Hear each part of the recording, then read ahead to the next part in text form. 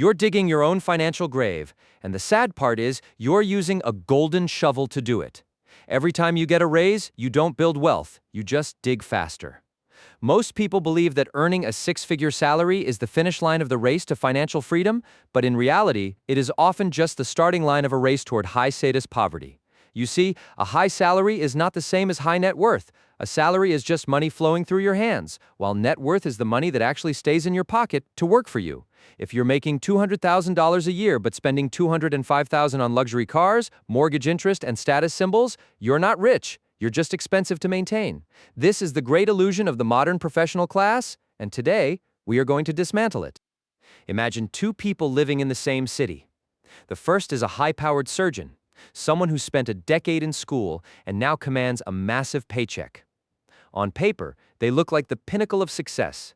They drive a brand new luxury SUV, live in an exclusive gated community, and wear high-end brands that signal their status to the world. But if you looked at their bank statement, you would see a cycle of stress. They are one or two missed paychecks away from total collapse because their lifestyle is tethered to their income.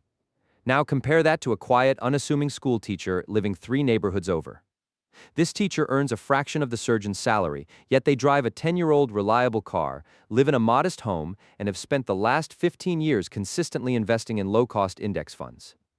When a crisis hits, the teacher sleeps soundly, while the surgeon stares at the ceiling, terrified of losing their job. Who is actually the wealthier individual? The answer is clear: the one who owns their time. This phenomenon is rooted in what psychologists call Parkinson's law, which states that work expands to fill the time available for its completion. When applied to finance, it means your expenses rise to meet your income. As soon as you get that promotion, your brain justifies a bigger apartment, a nicer car, or more expensive dinners. This is known as lifestyle creep. It is a silent killer of wealth because it is incremental. You don't feel like you're overspending, you just feel like you're upgrading your life to match your hard-earned status. But every time you upgrade your lifestyle, you are effectively chained to your desk for longer. You are trading your most valuable asset, your time, for things that depreciate the moment you drive them off the lot. Think about the last time you received a bonus or a raise. Did you immediately think about how to invest it to grow your future net worth? Or did you think about how it could change your current comfort? Most of us fall into the latter trap. We treat our income as a reflection of our identity. We believe that because we worked hard to earn a high salary, we deserve to enjoy the fruits of that labor immediately.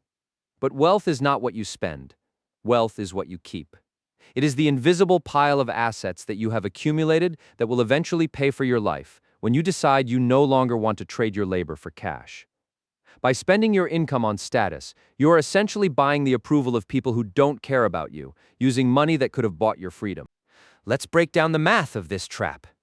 If you earn $100,000 but spend $95,000, your savings rate is 5%. If you earn $50,000 but spend $30,000, your savings rate is 40%. Over 20 years, the person with the lower income who lives frugally will accumulate exponentially more wealth than the high earner who lives on the edge of their means. This is the power of compounding. When you invest that surplus, it starts to earn its own money. Eventually, your assets begin to pay for your life. The high earner, by contrast, is constantly forced to keep working because their lifestyle has become a monster that must be fed every single month. They are not working for their future. They are working to feed their past decisions. Why do we feel this pressure to spend? It is the biological urge to signal status. In our ancestral past, status meant survival, access to mates, and safety. Today, that instinct has been hijacked by consumer culture. We buy things we don't need, with money we don't have, to impress people we don't even like. We are trapped in a status game that has no winner. The moment you buy a luxury car, someone else buys a more expensive one. The moment you move to a better neighborhood, someone else moves to a more exclusive one. It is a hedonic treadmill that never stops, and the only way to win is to step off the machine entirely. This brings us to the concept of stealth wealth. True wealth is quiet. It doesn't need to be advertised because it doesn't need to prove anything to anyone. When you stop trying to signal your status through consumption, you gain an incredible amount of psychological freedom. You no longer have to worry about what your neighbors think, because you aren't playing their game. You're playing a different game, the game of building a life where you have the autonomy to choose how you spend your days. That is the ultimate status symbol. So, how do you break the cycle? It starts with the golden rule of personal finance. Pay yourself first. Most people pay their rent, their car payment, their credit card bills, and their grocery store, and then hope that something is left over to save. This is a losing strategy. By the time you get to the end of the month, there is never anything left. Instead, you must reverse the order. The moment your paycheck hits your account, a portion of it must be moved into your investment accounts before you even see it. Treat your savings like a non-negotiable bill. If you prioritize your future self, your current self will learn to adapt to the remaining income. It is amazing how creative you become when you have less disposable income to waste. Another pragmatic solution is to separate your ego from your paycheck. Just because you have the capacity to spend money doesn't mean you have the obligation to do so. You can be a high earner and still live like a student for a few years. In fact, that is the fastest way to achieve financial independence. If you can maintain your student-level expenses while earning a professional-level income, the gap between the two is where your wealth is forged. That gap is your financial superpower.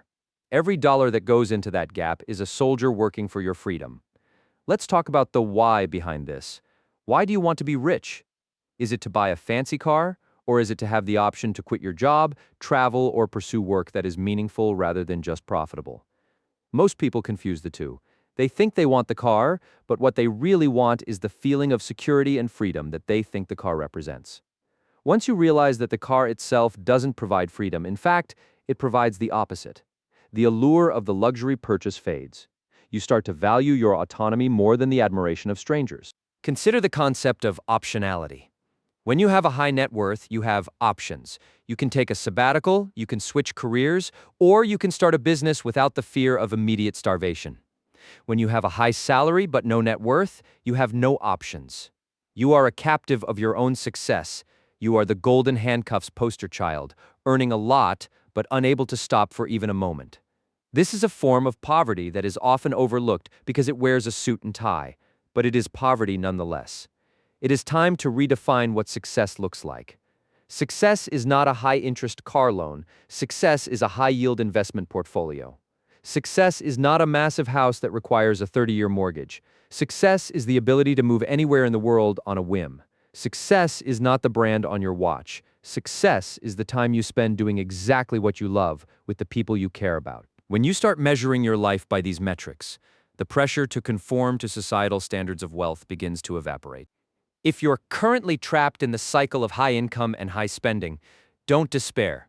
You can change the trajectory at any moment. It starts by acknowledging that your current situation is a choice, not a necessity. You can downsize your car, you can move to a more affordable home, and you can automate your investments.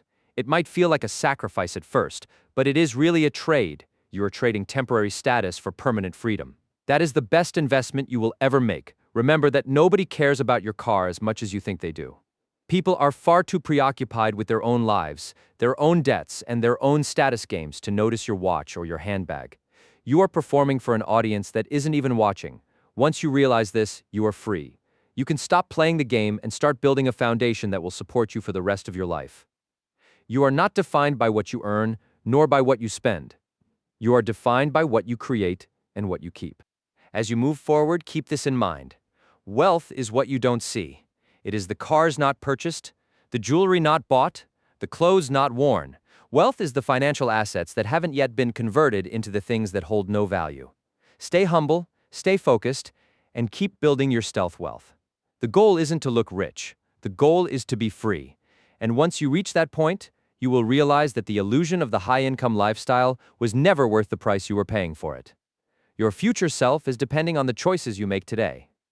Choose freedom over ego. Choose net worth over salary. Choose to be the architect of your own life rather than a prisoner of your own paycheck.